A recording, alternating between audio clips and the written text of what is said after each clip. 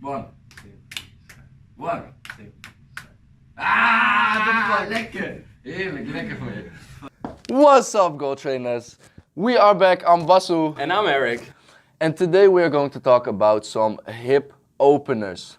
This subject is so important because the hips are the center of the body, which means that it connects the whole body, especially the back chain. All right, so more mobility, more space in your hips means more movement freedom and an easier way to perform all your exercises. All right, so that mobility in your hips is essential.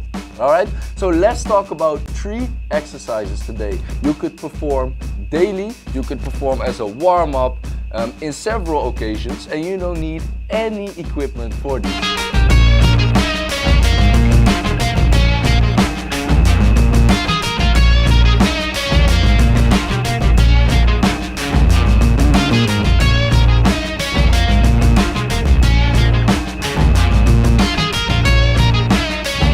Erik is going to show you and I'll talk you through. Now, first, to be honest, I never was the most open in my hips, and I think Erik wasn't as well. I'm sitting way too much. So that means that don't worry about where you start. Make sure that you keep performing it consistently to improve your mobility.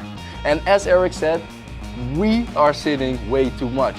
So sometimes let those chairs be chairs and just use that body.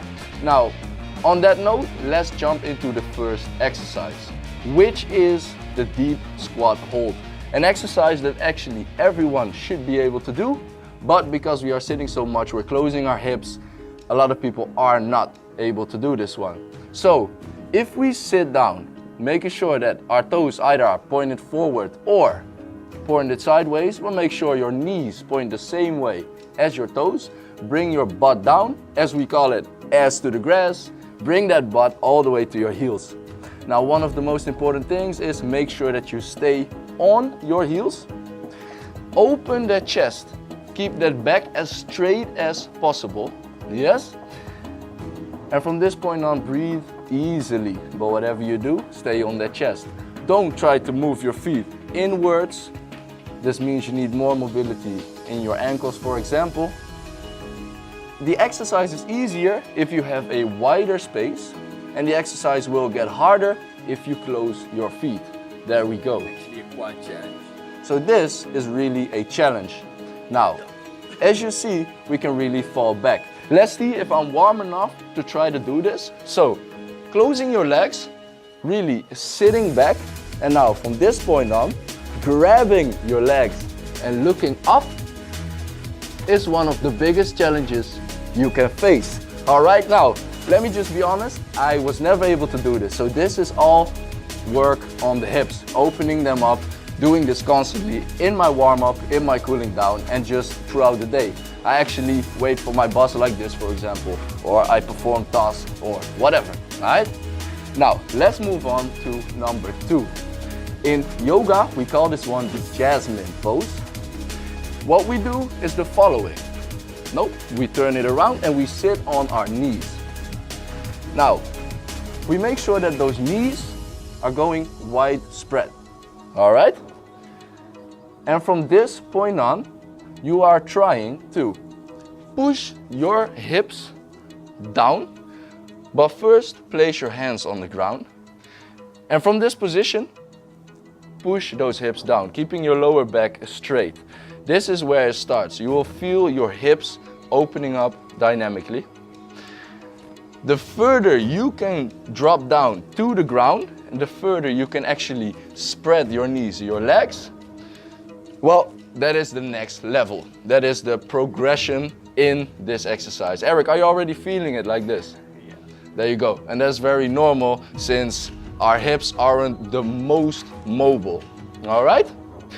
Let's show them from the side. So, switch it up.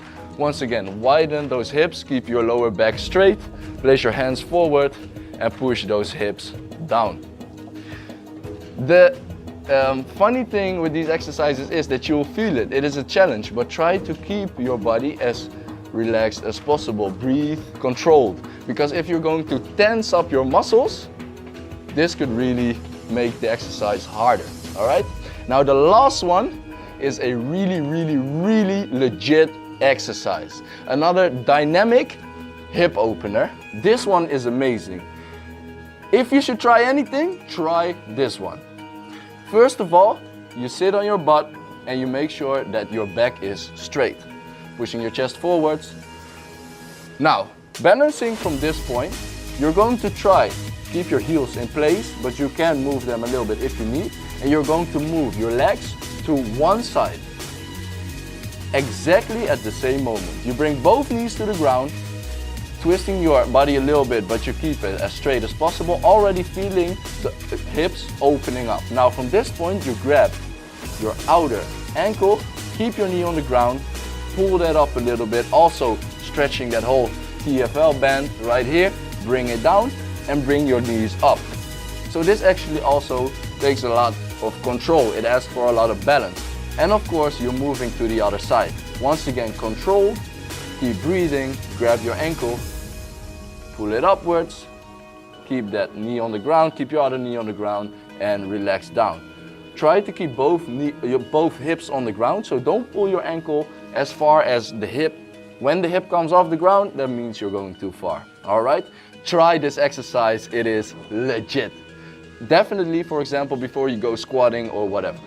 Now, if you're not used to performing these kind of stretches, make sure that you are warm. Warm up with some cardio, running, cycling, jump rope, whatever. Otherwise, you can also perform them dynamically and use them as a warm-up. If you really want to open up your hips more and want to be more flexible, make sure that you perform these for a longer period of time, 30 seconds or even longer, several times, so frequently during your warm-up, your cool down, or frequently throughout the week. All right? And feel for yourself what difference it can make to open those hips up in all your exercises, in all your movement possibilities. Move more freely. I challenge you to move smarter, to move daily. We are the GoalTrainers. Come fly with us.